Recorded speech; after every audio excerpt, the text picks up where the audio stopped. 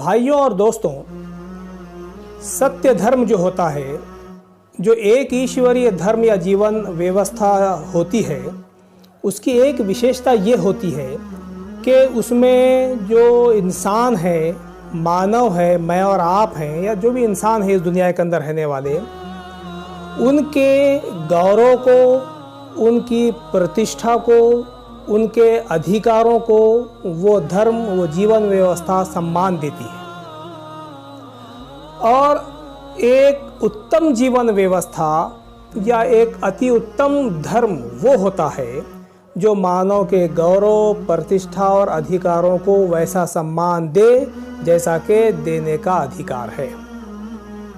और अगर किसी धर्म में या किसी जीवन व्यवस्था में इंसानों को वो सम्मान नहीं मिलता, उनके गौरव और प्रतिष्ठा और उनकी इज्जत को सम्मान अगर नहीं मिलता, तो वो सत्य धर्म नहीं है, वो सही जीवन व्यवस्था नहीं है। जब हम एक ईश्वरीय जीवन व्यवस्था की बात करते हैं तो उसमें ये विशेषता पाई जाती है। देखिए, दिव्य कुरान का जब हम अध्ययन करेंगे तो दिव्य कुरान के अंदर सूरह इसरा के श्लोक नंबर 70 में ये बात हम सब के निर्मिक अल्लाह ने फरमाई है। उसका भाषांतर मैं आपके सामने रखता हूँ कि निसंदेह हमने आदम की संतान को बड़ा सम्मान दिया और उनको थल तथा जल की सवारियां प्रदान की और उनको पवित्र वस्तुओं से जीविका प्रदान की और अपनी बहुत सी सृष्टि पर उनको श्रेष्ठता प्रदान की। क्या कहा गया कि हमने उनको मानवता को सम्मान दिया, उनको श्रेष्ठता प्रदान की। तो ये होता है एक ईश्वरीय धर्म, ये होता है सत्य धर्म, जिसमें किसी इंसान को जो है ऊंच या नीच नहीं समझा जाता, जिसमें जातिवाद नहीं होता, जिसमें वर्णवाद नहीं होता, जिसमें ऊंच नीच नहीं होती, जिसमें अस्पृश्यता नहीं होती, जिसमें सारे इंसानों को इंसान होने के नाते, मानव होने के नाते सम्मान दिया जाता है, उनके गौरव का सम्मान किया जाता है, उनकी प्रतिष्ठा का सम्मान किया जाता है, उनकी इज्जत का सम्मान किया जाता है, उनके माल और दौलत का सम्मान किया जाता है, उनके अधिकारों का सम्मान किया जाता है। बहरहाल और ऐसी बहुत सारी बातें हैं कि जो एक ईश्वरीय जीवन व्यवस्था के माध्यम से मानवता के सम्मान में हमको मिलती हैं।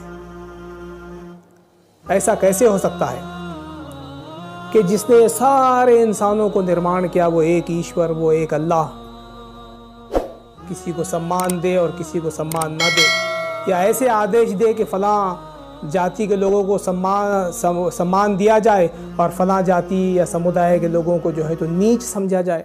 ऐसा नहीं हो सकता। वो हम सब का निर्मिक है, वो हम सब का प्रभु है, वो एक ही है जिसने सारे मानव जाति को निर्माण किया। तो उसने सबको समानता प्रदान की, उसने सबका सम्मान किया और सम्मान करने का आदेश भी दिया है।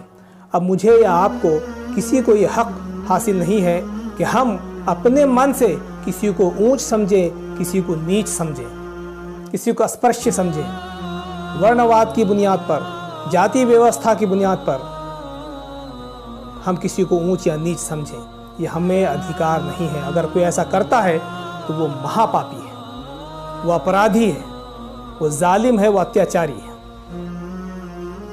तो ये है सम्मान।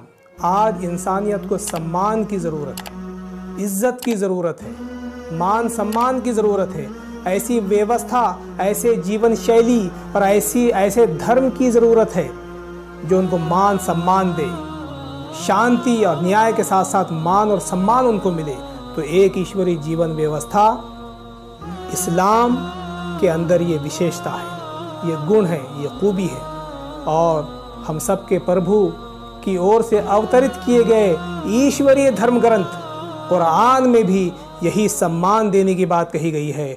और प्रेषित मोहम्मद सल्लल्लाहु अलैहि वसल्लम ने भी सारे इंसानों को बराबर कहा, एक माता और पिता की संतान कहा और सम्मान देने का आदेश दिया है।